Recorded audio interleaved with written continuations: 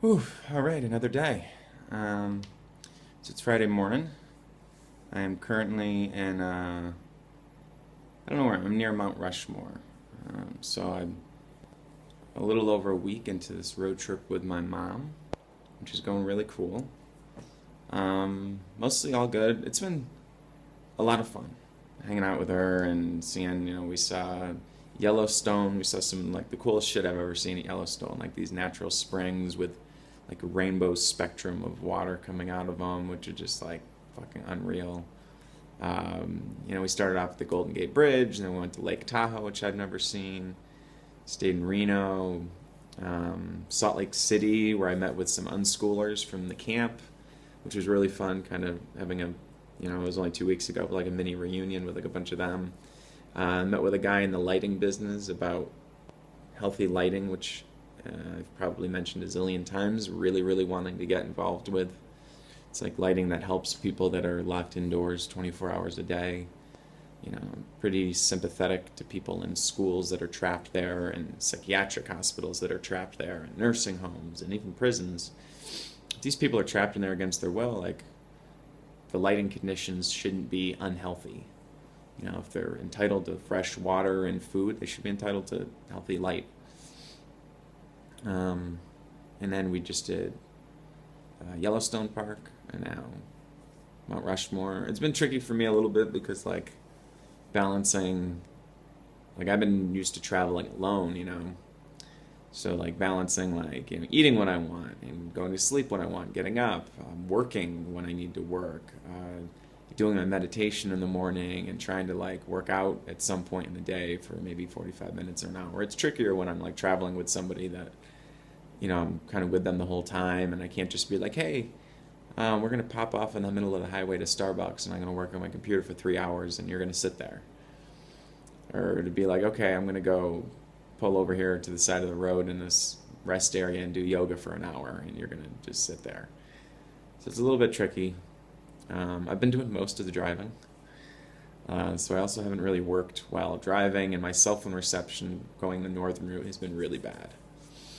But I actually started writing a book, about how teens could start their own learning centers. So it's tentatively titled School Sucks, So Start Your Own. And I'm thinking of linking that into this idea of doing a tour next year. I've talked a lot about doing a comedy tour at like libraries or coffee shops, somewhere that teens would be able to come, because I want to perform for them.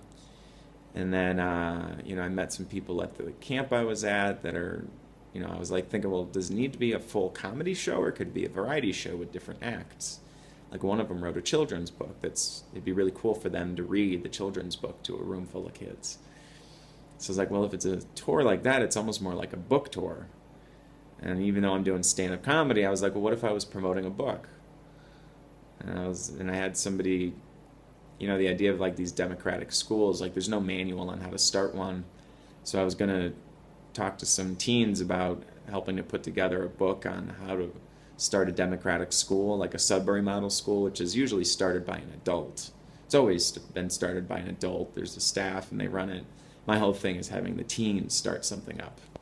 So I was inspired by being around Grace Llewellyn, who wrote the Teenage Liberation Handbook, who like put this idea out there, and it turned into something great. So now I'm more willing, I guess, to take a leap and put something out there. I put a bunch of these videos on YouTube of me talking to my younger self about quitting school, and I haven't been really working that much. I was thinking, like, I took like 10 days off from work completely to go work from building websites for people, which is the only way I make money right now.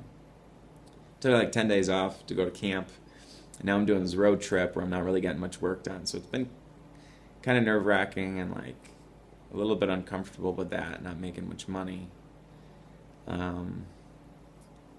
So I got to try to figure that out. And then I really want to go to Ireland in the fall, but that's kind of questionable because money's been a little bit short now that I haven't been working too much this month of August.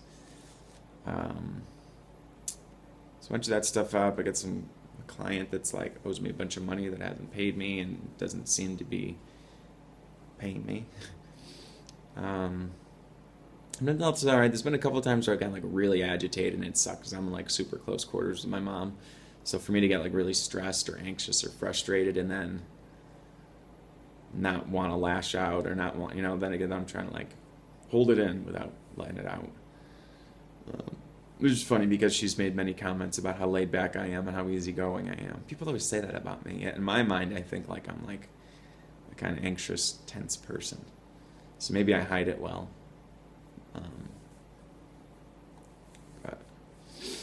So yeah, I'll be eager to get back to New England. I'll be able to see my doctor, hopefully, drop down on these meds a little bit further. It sucks because she's told me, oh, you're changing time zones while you're doing the road trip. We shouldn't reduce your meds. If I'm going to go to Ireland, I'm going to change time zones. It's just taken forever. And I'd really like to get off these fucking things.